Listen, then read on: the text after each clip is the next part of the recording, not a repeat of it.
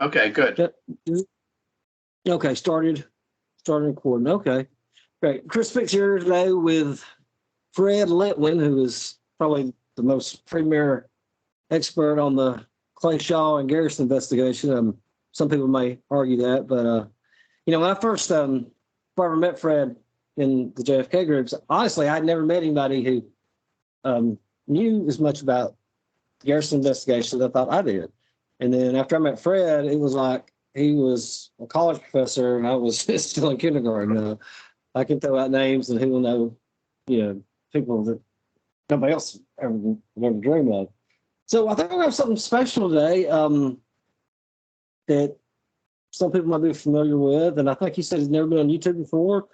The mysterious Permindex. Yeah, I think this is a story that really needs to be told, and I think that the truth and what really happened is far more interesting and than what you'll read in the conspiracy books. And this is a very good textbook case of how the conspiracy books have just gotten this all so wrong, and they just keep on repeating the same factoids over and over again. I mean, it's astounding, this whole case. So I'll start Permindex. Permindex, what was Permindex? Permindex was a corporation founded in Switzerland in around 1957 or 1958. And it was the brainchild of a man by the name of George Mantello, who was a Jewish manufacturer. He had made a lot of money in the manufacturing business in Romania, and he had escaped Romania during the Second World War to live in Switzerland, which was a sort of a safe haven for Jewish people. And after the war, he basically decided to start this company, a real estate company called Permindex. And it was in Basel, Switzerland. And the whole idea was for him to build sort of an industrial exhibition of companies in Basel. That was the idea. Take advantage of improving trade in Europe after the war, et cetera, et cetera. And the problem for Mantello was he had to get approval from the local planning boards in Basel, and there was some local opposition to him because there already was an existing industrial exhibition of heavy, I guess, industrial equipment. He was more interested in broadening the scope to a whole variety of other industries. But he finally got approval from the local council, only if he would build a 200-room hotel to go along with his industrial exhibition. I guess they were worried about having enough hotel rooms to support his little exhibition. The problem for Mantello was that he couldn't get financing and never could get enough money to build this, and so he decided to go and try the same idea in Rome, in Italy. And Rome, he thought, actually Rome might have been a better choice because it was part of the fledgling European community at the time.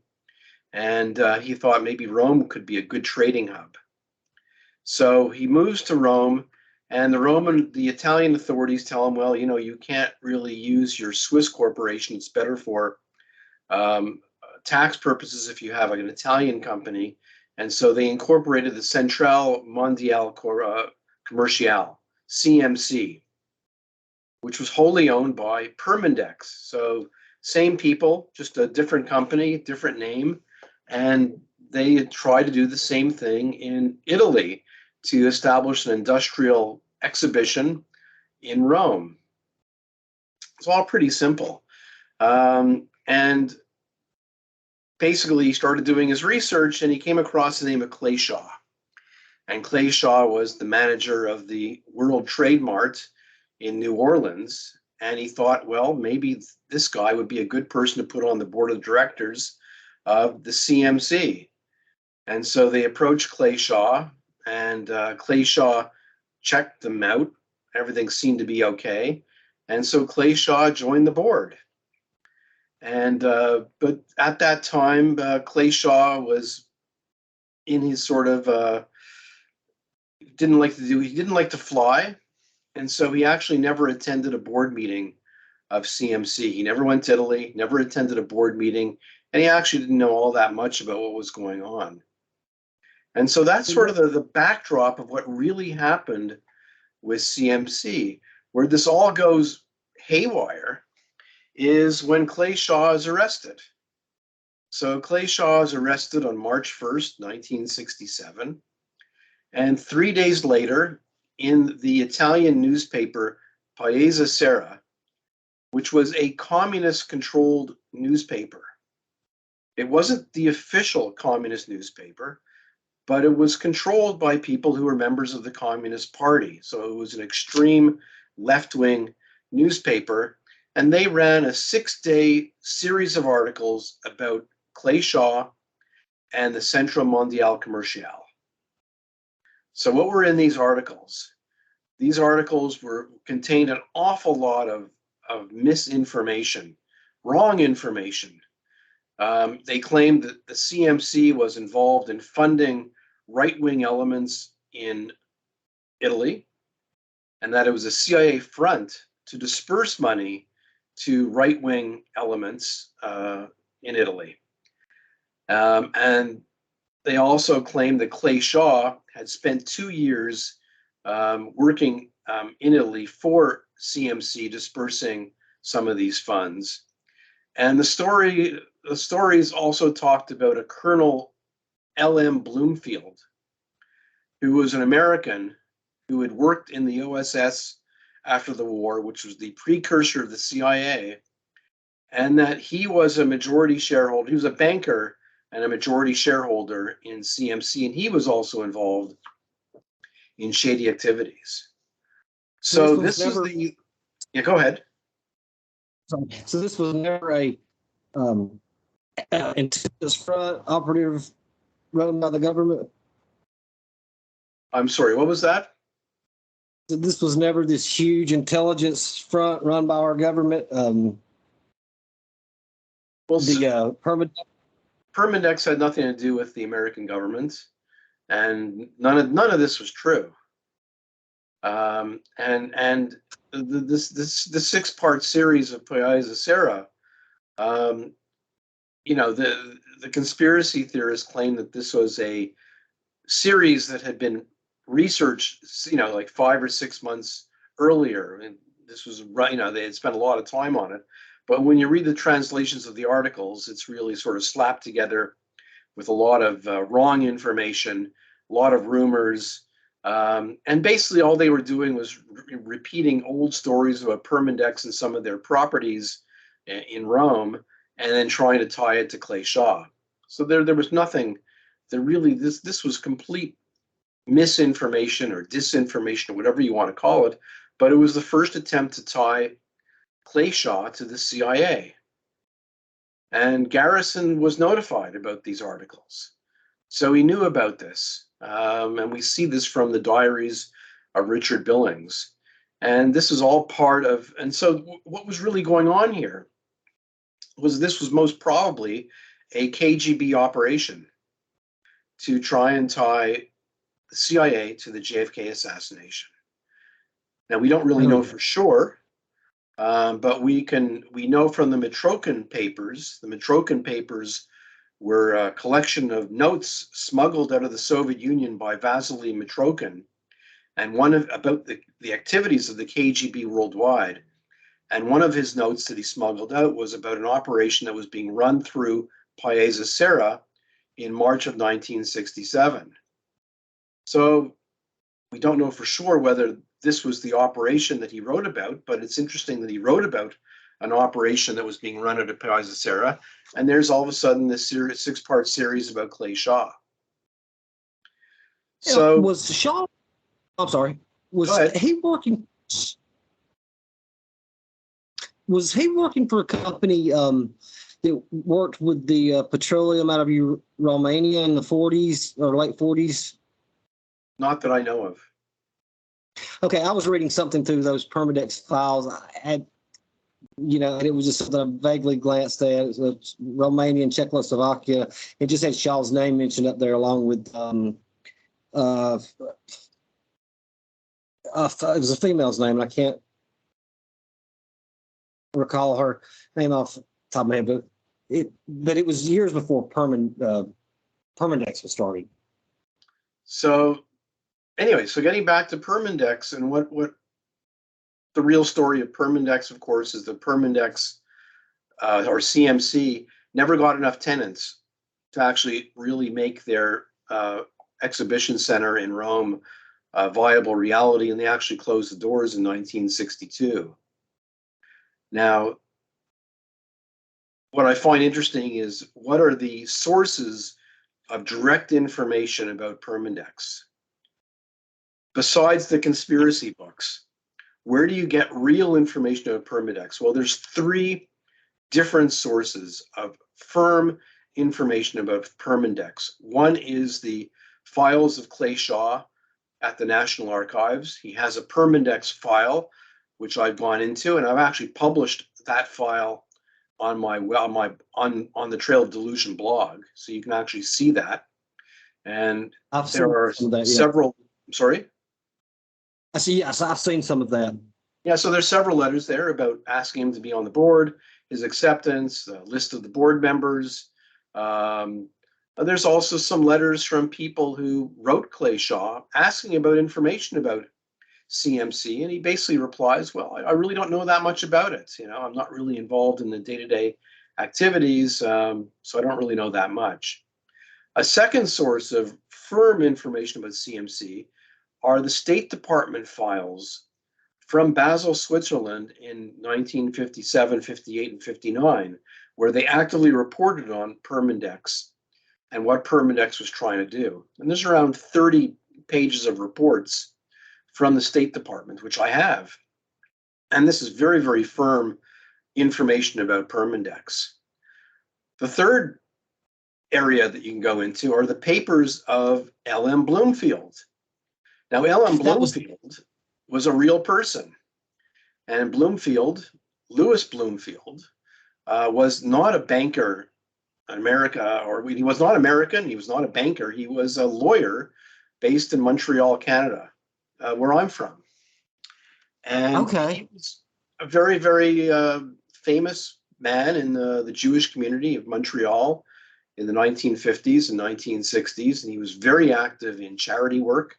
He raised a lot of money for hospitals in Montreal. He was very involved in St. John's Ambulance and life saving. He started the World Wildlife Fund of Canada.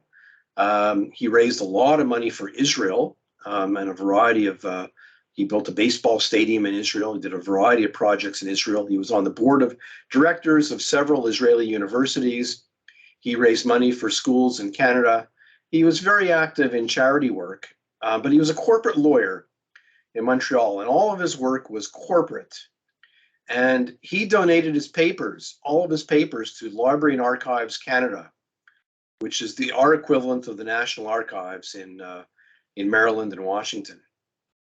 And he stipulated that his papers could not be looked at until 10 years after he died. So he died, I forget the exact date, and 10 years after he died, there are researchers who showed up at the National Archives or Library and Archives Canada and said, I want to see his papers. And his wife had called the archives and said, look, I don't want you to release the papers for 10 years until after I die. And so one of these researchers, Morris Phillips, sued Library and Archives Canada, or took them to court, and said, look, you can't change the terms of the deed, of the agreement that you made with Louis Bloomfield. And he actually won in court, and the Bloomfield papers were opened. And so in his papers are all the letters that his law firm wrote. Now you go back to 1950s, 1960s, there was no internet. You wrote a lot of letters. And so every year his law firm, he would write around 2,000 letters a year. And oh, wow. I have gone through his letter books, every letter that was, now you don't see what's going into the company, you just see the letters he's writing out. And he wrote hundreds and hundreds of letters to the managers of Permindex. because he was a lawyer representing shareholders in Montreal and shareholders in the United States who were investors in Permindex. One of the investors was Nate Dolan, who was a part owner of the Cleveland Indians baseball team. A couple Really? of the other investors were the Pascal brothers in Montreal, who owned and operated a chain of hardware stores. So he was their representative, and you could read all of his letters, and I published some of them on the web. Most of it's quite boring. But most of his letters are basically to George Mantello in Rome, Italy, wanting more information. What's going on? Are you renting space at the exhibition space? I need more information. How's it going? Because there are a lot of problems with CMC. They never had enough money. They were always running out of money. They're looking for new investors. And so when you read it, you see a lot of problems. And there's no indication of any untoward activity on the political side. It was all basically trying to make money in this real estate venture, which eventually failed. And so this is a very good source of hard information about Permindex, and there's nothing in these files that would indicate anything other than it was just a real estate operation that didn't work. What year did you say it was started again? Permindex? Yeah. Permindex was started like 1957, 58 in Basel, and then they moved very, very shortly to Switzerland, to Italy. So that's even after Shaw had stopped doing any type of domestic contact work with the CIA too, correct? That's right. That's right. Yeah. So I should say there's one other source of information about Permindex, and there's a couple of CIA files about Permindex as well. So those are the only known what I would call primary documents on Permindex. The CIA file, there's actually a couple. There's one very 22-page file on Permindex, which has several documents. And one of the people on the board of directors of Permindex was Frank Nagy, who was a former prime minister of Hungary. And he had moved to the United States, to Virginia, and he was very active in the anti-communist movement. Seems to be a very, very good man. And he was on the board. He was helping them do some marketing. He wasn't very active in the running of Permindex, but he had some CIA contacts, and the CIA, he actually went to the CIA and he said, would you like to put somebody from your staff on the board or on the operating staff of Permindex? Because we're really involved in international trade. And the CIA did an investigation of Permindex, and they looked at it, and they actually decided, well, you know what? We're not that interested in Permindex because our interest is the Eastern Bloc. We're interested in getting information about the communist countries and about the Soviet Union. And most of what Permindex is doing in Italy is really with Western companies. And it's not that interesting to us. And so they really didn't have an interest in Permindex. And this is all documented in CIA files, which of course conspiracy authors don't like to quote. Wow, I never thought about that, because you're right. They would have no interest in a Western style government. They was interested in what was going on. I've never thought about that before. Yep. So, and so it's just interesting. So the thing that I find horrifying about what the conspiracy authors do, the conspiracy authors don't really go through any of this primary information. What they do is they just tack on to other people's conspiracy fantasies, and they believe the Paesa Serra stories about Permindex and Clay Shaw. And the big story here, and this is something that's really ignored by the conspiracy authors, and it's a scandal, is that the founder of Permindex, George Mantello, was a hero in the Holocaust. So he he got a job working at the El Salvadorian consulate in Basel. And with the El Salvadorian consul, the two of them gave out 15,000 visas working papers to Jewish refugees. So anybody they could find who was Jewish, they gave out citizenship papers for El Salvador, and they saved thousands of people during the Holocaust. This man was a saint. Yeah, he was a hero. He was a real hero. And here's where it gets really interesting. And here's what the conspiracy authors don't understand, or they don't want to tell you, is of course Switzerland was neutral in the Second World War. Right. But as you would imagine, there were also anti-Semites in the Swiss government and in the Swiss administration and around Switzerland. And Mantello was also smuggling chronographs and other material to the British as part of the war effort. And there were elements in the Swiss government who he was caught. And there's elements in the Swiss government who were anti-Semitic and wanted to have him expelled from Switzerland. They didn't succeed, but there were people who really had it out for Switzerland, and particularly the head of the Swiss alien police, who was highly anti-Semitic. And he worked very closely with the left-wing newspapers after the war who opposed Permindex. In particular, there was one left-wing socialist newspaper who opposed Mantello. And of course, they brought up all this anti-Semitic nonsense about what he was doing during the Second World War. And they said that he was involved in, quote, the refugee protection racket.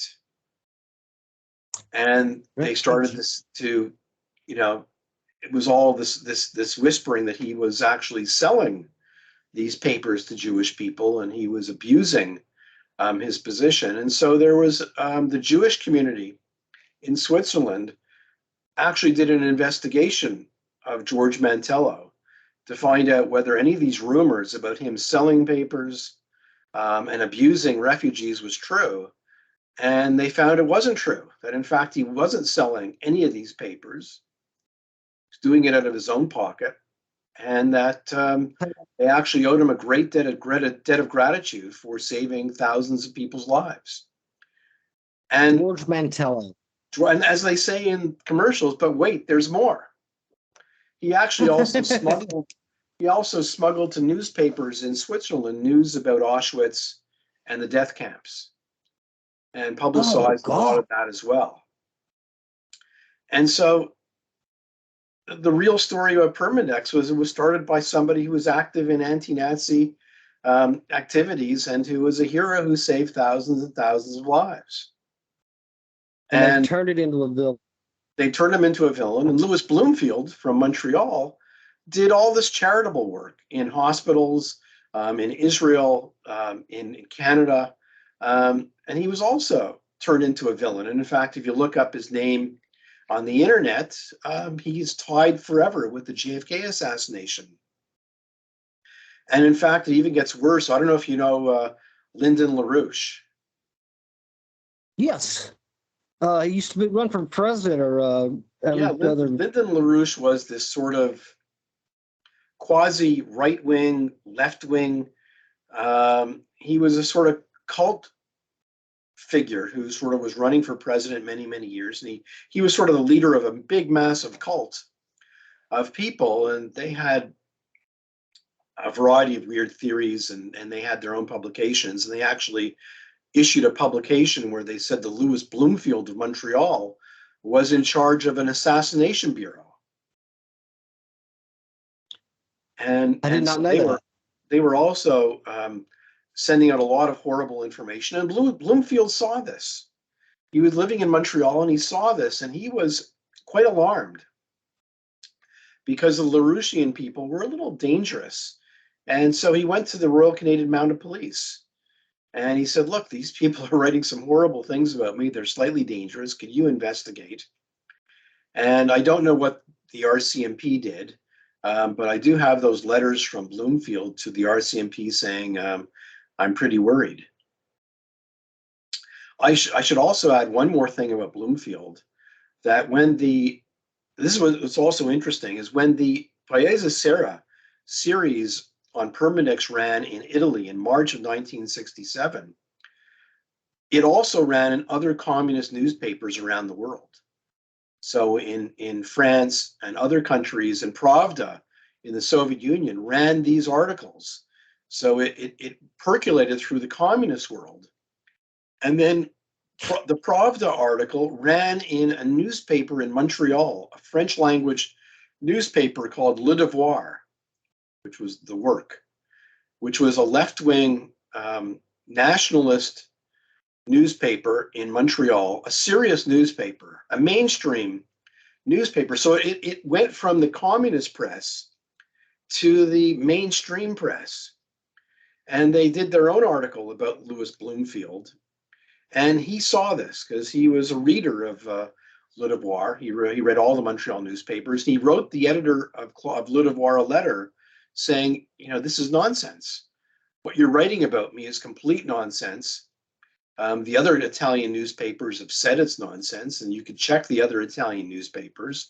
I'm not American. I've never been part of the OSS. This is complete nonsense, and you should apologize for what you did. I don't know whether he ever got that apology. I looked, I couldn't find it in the newspaper. And then another Canadian magazine, a left-wing magazine called Canadian Dimension, then published all the Paisa Serra crap. And Bloomfield wrote them a letter saying, you need to apologize. And they did. I actually have their letter of apology. And they said we relied on, improper sources for these allegations. And of course, from there, it went on to Ramparts magazine in the United States. So all the Paisa Serra was an enormously successful operation in taking KGB propaganda and making it go mainstream in the left-wing media in the States. And of course, once it hit Ramparts, well, all the JFK assassination conspiracy theorists went crazy. That makes perfect sense now. Yeah, it's an incredible story, and the real story of Permindex is utterly fascinating, but interesting in that the people of Permindex were heroes, and they've been turned into villains by the conspiracy theorists.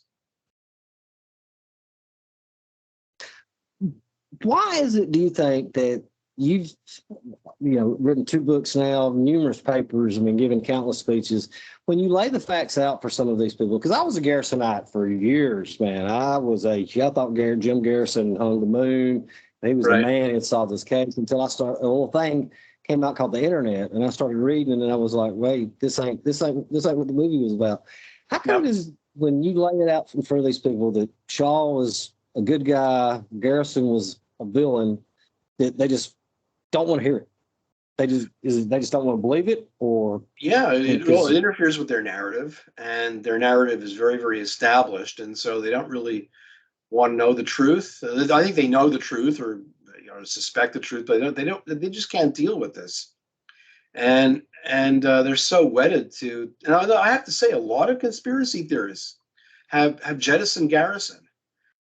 From Anthony Summers to Josiah Thompson, Sylvia Marr, Harold Weisberg. There were no shortage of conspiracy theorists who saw through this and realized this is all nonsense. There's only a few conspiracy theorists left who really, really believe this nonsense, and I think nothing will ever sway them. Oh, no, if it hasn't by now. I was telling somebody the other night, I said, I think it took, and they was arguing about the trial, and they had seemed like they had like some basic knowledge, I guess, from like watching the movie and stuff. And I was just talking to them on the YouTube channel, and I said, the jury was out for, I think, a total of 45 minutes. It took them longer to pick a foreman than it did to reach a verdict. And I said, I think they even stayed in there and talked for a few minutes. They didn't want to come out too quick. I said there was nothing to this case, and no, they had to actually pee. They had to use the bathroom. It would have been quicker, but they had to go pee. It was late at night. Well, I had read the transcripts. When I first started reading the transcripts, I was like, this was the case? The movie dramatizes it out so greatly. Of course, it is what it is. It's Hollywood production, but, you would have thought that you've got the trial of the century going on. I guess for some people, it probably was. I mean, I know it was for Mr. Shaw.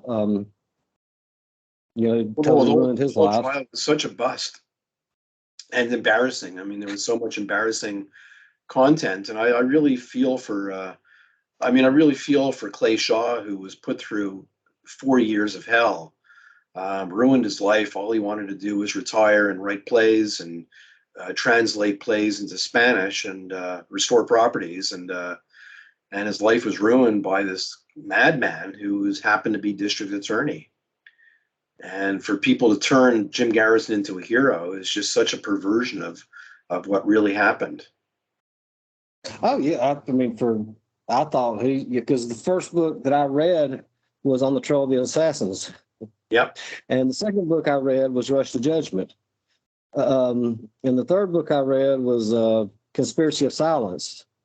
And then I started having to get into the other books. I've still got a copy of the latest one you've written. I just haven't got into it yet. But I've been doing some other stuff of my own now. Yeah. You have a fourth book getting ready to come out, right? Yeah.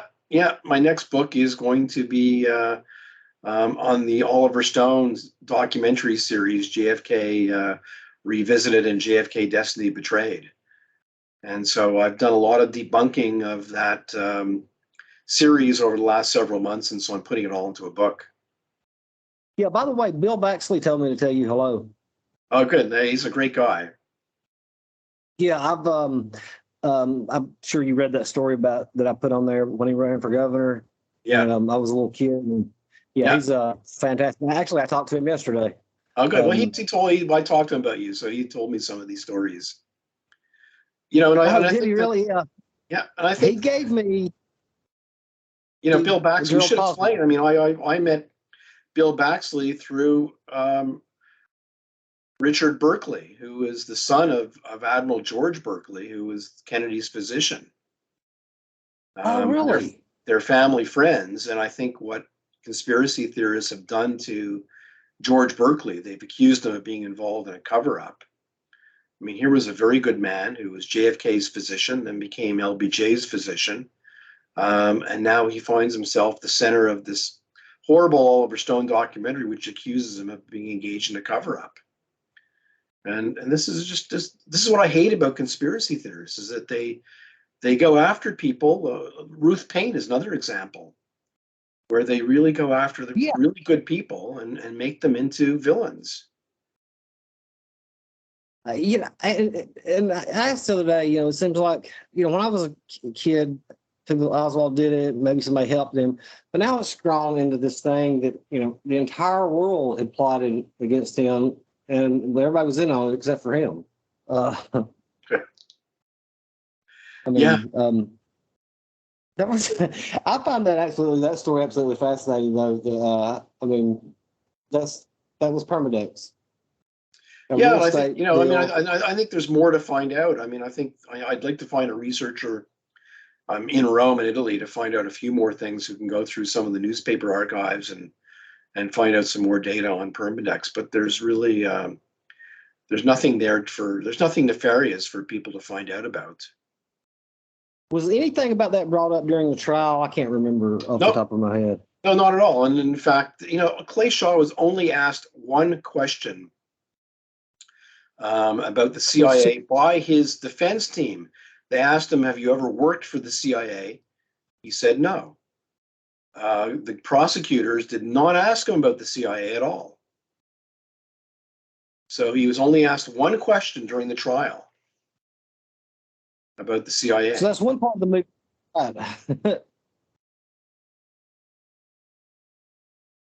So it's when I asked him that in the movie. Right. I'm missing you. What's the question?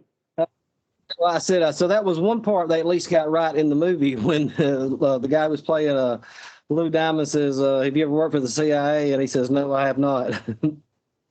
Yeah, I think a lot of conspiracy theorists claim that he perjured himself on the stand, when in fact he really had never worked for the CIA. He had never been paid. He was just a domestic contact, and so he did not perjure himself. He did he did tell a lie when he was interviewed by the Canadian Broadcasting Corporation, where they asked him a different question, whether he had any connection over time with the CIA, and he said no. And understandably, I understand why he would lie about that. I, I'm understand. Yeah, I get that. I totally. I mean, and what a lot of conspiracy theorists don't realize either, there was 150,000 domestic contact agents. Yeah, it was a very, very common thing, and it does appear from the documents I've actually published on the web that he took a vow of secrecy about working for this. I mean, being involved with the CIA and his information. But he also Clayshaw did some writing about the CIA in his journals, and he knew in 1967 that the CIA had been involved in some nefarious activities, and that admitting to working for the CIA or admitting to be involved with domestic contacts would have been taken out of context by the Garrison people, and it would have been used horribly. Yeah, and your common everyday person is probably not going to comprehend everything that's going on there. He could have been in some deep trouble. I mean, with the jury, from the jury standpoint. Yeah, no, absolutely. Not the jury and public opinion, and so I understand what Clayshaw was doing. The truth is, of course, he was a loyal American who was, during the Cold War, who was trying to help his government. He was a loyal person. And when this ended, Permindex, you said 1962? Yeah, CMC. So that whole exhibition closed in 1962, but Permindex, as the Swiss corporation, which had a number of other real estate holdings, lived on. I don't know exactly when it closed. I do have letters from Bloomfield in like 1966 and 1967 to Mantello saying, it's time to shut this whole thing down. It's gone on for far too long. He also was a little upset because he said he never wanted to invest in Italian real estate ever again. Do you know how much they put into it? I don't know how much they put into it. It wasn't that much, but I don't really know the exact numbers. Okay. We're talking about 100,000, 150,000. Those are the kind of numbers we're talking about.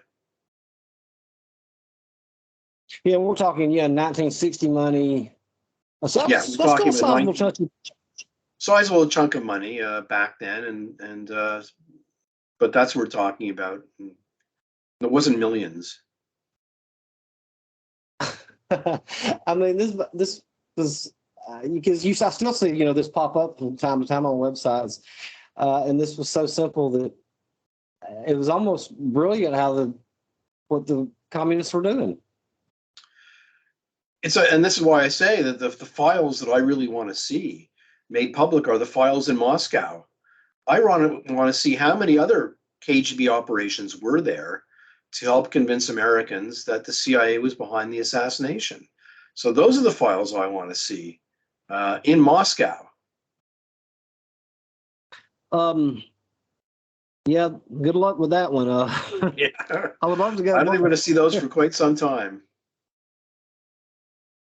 Are there files locked away in Moscow related to this? Oh yes, there's quite a lot of files in Moscow.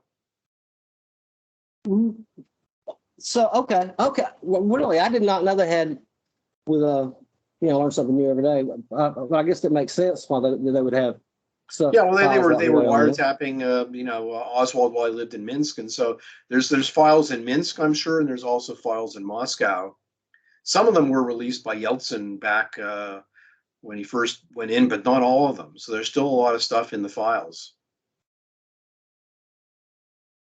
So when is the new book set to be released? I mean, because the blog, you almost could have had 2 more books out of that. Oh, I do, in fact. In fact, I have a book outlined for after this one. There'll be a second Garrison book coming out after this book. I have some more stories to tell about Jim Garrison. That will be an amazingly funny book. I've got some great funny stories. I mean, Richard Case Nagel, I want to talk about Larry Crawford, Breck Wall, Raymond Brochures are some of the names. I want to tell their stories because there's some really weird and funny stories that are left to be told. Yeah, that was an odd sort of characters. Brochures, wasn't he a priest? Yeah, well, he was a priest. I'm not sure where he actually got his credentials from, but he was active in the gay rights movement in San Francisco. But he was a very, very strange character, and he got involved with the Garrison investigation by going on a TV show out in Los Angeles, claiming that he was at a séance with Lee Harvey Oswald.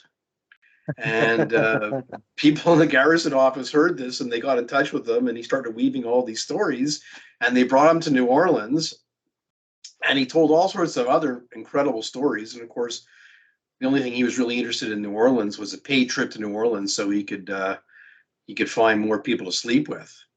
I did.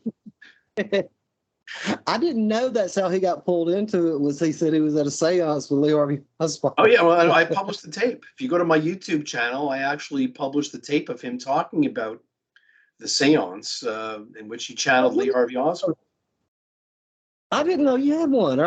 Yeah. I have a YouTube channel, and it contains actual tape recordings from the Garrison investigation. Oh my! I didn't know. I had no idea. Yeah, what's the name of it? On the Trail of Delusion. Oh, that's okay. That's the name of your YouTube channel. Okay. Yeah. Oh, I'm going to subscribe to that. Yeah. So there's like 8 or 9 audio tapes online. There's going to be more coming. That's my goal is to have over 100 tapes from the Garrison investigation. I only publish them online once I do a transcript, so that people can actually read, what people are saying, because some of it's hard to listen to, but it's a lot of fun. Oh yeah, I'm going to start listening to that today. I mean, there's 4 tapes. There's 4 tapes of their Garrison talking to the House Select Committee on Assassinations. Oh my, I'm going to listen to that today. Go to the if you listen to the tapes, go to the description because it has a link in there to my blog post, which has the complete transcript of those tapes. When I upload this, I'll make sure that I put those in the links below so people can click right on it and take them straight to it. So anyway, so that's been a lot of fun. There's more coming. So anyways, my book about Oliver Stone will come out in November. In November? Yeah. Oh, that's going to be so great. Was you going to participate in a debate a while back with him? No, I offered to participate in a debate, me and Gerald Posner against Oliver Stone and James DiEugenio, but they have turned us down. Oh Lord, that would have. Yeah, I would have turned that down too. Yeah. So, anyways. Well, I can't thank you enough, Fred, for giving me this opportunity to have the Perminex first interview on that. Yeah, I'm looking forward to this getting out there because people should know the truth, and I'll put this on my blog. Yes, I'll start converting it as soon as we cut filming. And okay. Have it up, thank you very much. Thanks a lot, Fred, and we'll talk soon. See you later. Right. Take care. Right. Yeah, bye. Take care. That was good. That was very good. Yes, I enjoyed that. That story is so cool. Yeah, and these tapes. I've I've got a tape on. I have not put it up yet. Of Jack Martin. Martin. That's great. Yeah, so Jack Martin. I have a tape of him where he, if you remember, there was the NBC documentary about the Garrison investigation, which criticized Garrison. Yes. So Rick Townley, one of the reporters, Rick Townley, called up Jack Martin on the phone. I have the tape of this. And he's trying to convince Martin to go on the show. And Martin says, well, I have lots to tell you. I can blow up the Garrison investigation. Why don't you come by tonight and I'll tell you more. And he gets off the phone and he starts saying, I'm trying to entrap this guy. I'm going to see if he'll pay me money. I'm not going to tell him anything, but I want to see if he'll pay me money so I can entrap him. And it's all on tape. He was trying to entrap the NBC people. Really? Yep. So Never heard that part. yeah, so that's I have the tape. I haven't transcribed it yet, but it'll go up. I'm just so busy now because I'm writing this book. So there's just way from too much for me to do. Yeah, doing that and just that little blog, because I had one for this little political season, and I put out one a day, and that was hard enough on me putting out a 500-word blog, and then you trying to write a blog and write a book, and plus the massive amount of research you're putting into this. I mean, it has to consume 20 hours a day. I mean, I don't know how you find enough time to do it.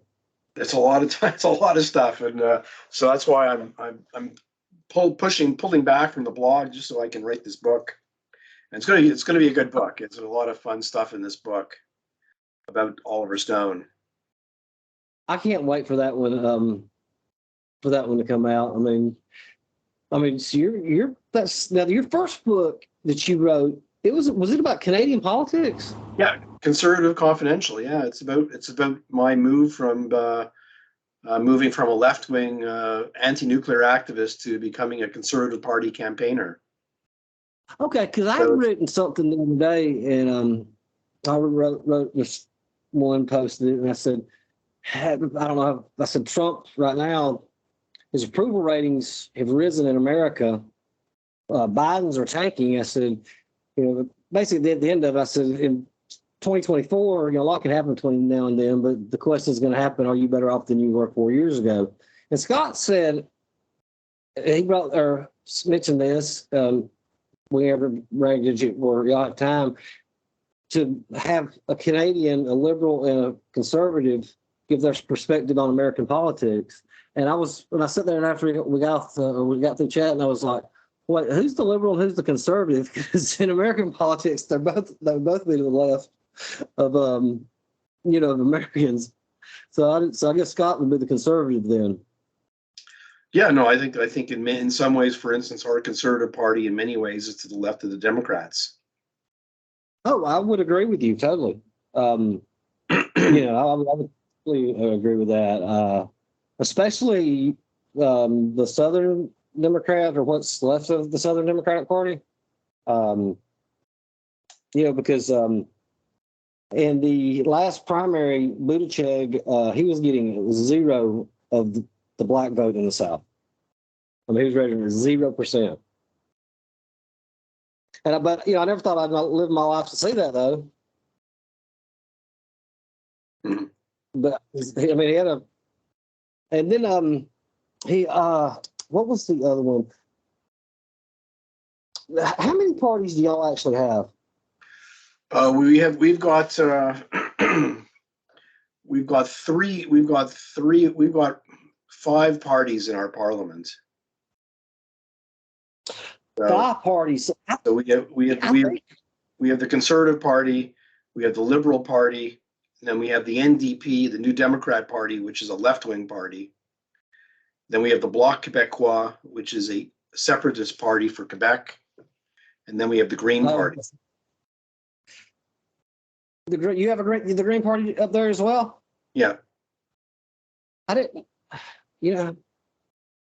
I can see something coming in the United States. I don't know if it's been my lifetime where it could break off into 4 parties, because you've got the progressive side of the Democrats, and then you've got that right wing of the Republican Party that's just going further and further and further.